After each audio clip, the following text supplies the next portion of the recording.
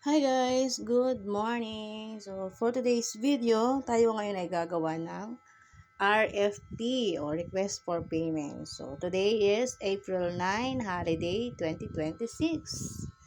So, yung ngayon gagawa tayo ng RFP. Paano ba? Siyempre, bubuksan muna natin yung ating drive. Sa drive na kasi kami nag-open para kita ng lahat. So, ngayon, hanapin natin yung record ng Request for Payment kung paano. So, kung napapansin nyo, meron tayong drive. So, ito yon yung ating sinusundan. So, copy-paste mo lang yan, guys. Yan, blank na siya. So, iba-blank muna natin yan para yun ang ating gagawin. So, ayan. Ang unang gagawin natin, yan, hiha-highlight, copy, tapos ipipaste natin dun sa second sheets, sa next sheets. Yan, so dyan ipipaste natin dyan. Tapos, syempre guys, ang i-edit natin dyan, ayusin mo natin yung size.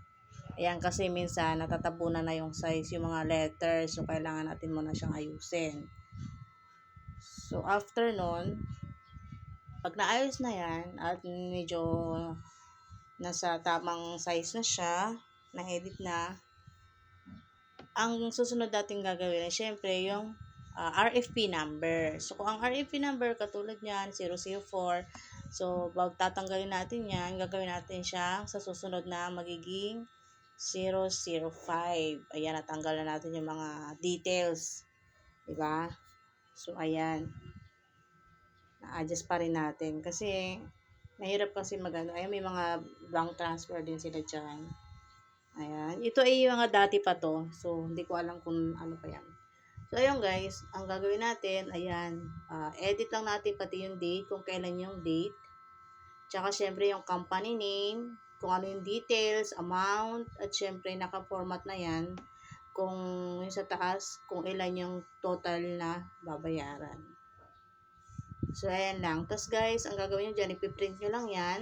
At kapag naka-print na, syempre, ibibigyan natin yan sa boss natin. Tapos, bibigyan tayo ng cheque para magawa natin ng cheque. So, ganun lang guys ang pagkagawa, ang pagre-request ng RFP. Yeah, request for payment. So, ayun lang guys.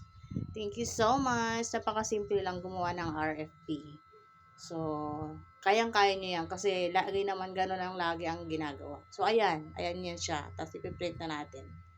So, yun lang. Thank you so much. God bless us. Bye!